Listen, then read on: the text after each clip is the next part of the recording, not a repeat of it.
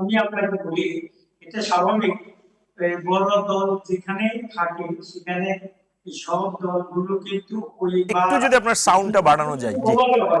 যেহেতু জামাত ইসলামী এবং সর্বপ্রথমেই ইসলামিক দলগুলোকে ঐক্য করার জন্য প্রয়োজনীয় পদক্ষেপ গ্রহণ করে বিভিন্ন নেতৃবৃন্দের সাথে সাক্ষাৎ করে এবং অনেকগুলো মত বিরোধ যেখানে ছিল সেগুলো থেকে আস্তে আস্তে মিনিমাইজ করতে করতে এক জায়গায় এসে কিন্তু এখন নির্বাচনী জোটে এটা কিন্তু রূপান্তরিত হয়েছে। তো জামাত ইসলামী নেতৃত্বে আপনি যদি বলেন, আমি বলবো যে সেটা হতে পারে। আবার কোথাও দেখছি যে ইসলামী শাসনতন্ত্র আন্দোলনের নেতৃত্ব হচ্ছে এক এক জায়গায় কিন্তু এক এক জনের সভাপতিত্বে কিন্তু বড় প্রোগ্রাম গুলো হচ্ছে। এটি কিন্তু মৌলিক কোনো বিষয় নয় যে জামাতের নেতৃত্বে জোট হয়েছে কি হচ্ছে না। আচ্ছা আচ্ছা আচ্ছা। অর্থাৎ জামাত সব সব ইসলামিক দলগুলোকে সমান মর্যাদায় রেখেই কিন্তু জোটের কার্যক্রমগুলো সামনের দিকে এগিয়ে নিয়ে যাচ্ছে। সুতরাং জামাত ইসলামের এখানে নেতৃত্ব কতটুকু আছে কি নেই, এটি কিন্তু জামাতের তৎপরতা এবং ময়দানের বাস্তবতাই কিন্তু এটি বলে জি। দিচ্ছে। আমরা এই বিতর্কে যেতে চাচ্ছি না, আমরা চাচ্ছি যে মূলত জামাত ইসলামী আমির যে ঐতিহাসিক ভূমিকা রাখছে সেটারে কিন্তু একটা ধারাবাহিকতা আমরা আজকে ইসলামী রাজনীতিতে সেটা দেখতে পাচ্ছি।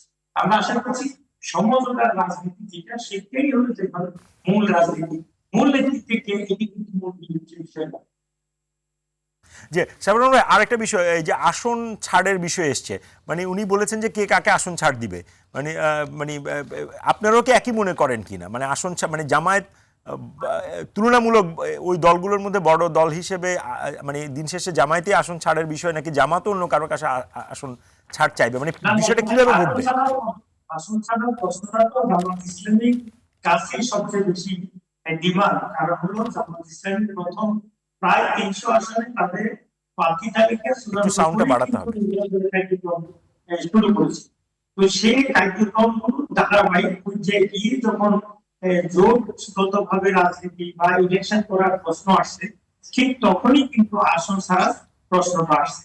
এই জন্য জামাত ইসলামী বা অন্যান্য ইসলামিক দলগুলো যে মৌলিক বিষয়ে একমত হয়েছে, যেখানে যে দলের বিজয়ের সম্ভাবনা সেখানে কিন্তু তারা তাকে সমর্থন দিবে।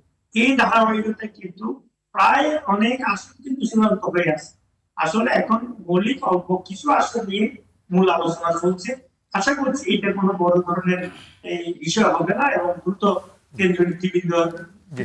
সিদ্ধান্ত যে তার মানে আসন সমঝোতা মোটামুটি চূড়ান্ত পর্যায়ে পৌঁছে আমরা হয়তো দু একদিনের ভিতরে এইটা জানতে পারবো কে কতটা আসন পাচ্ছে।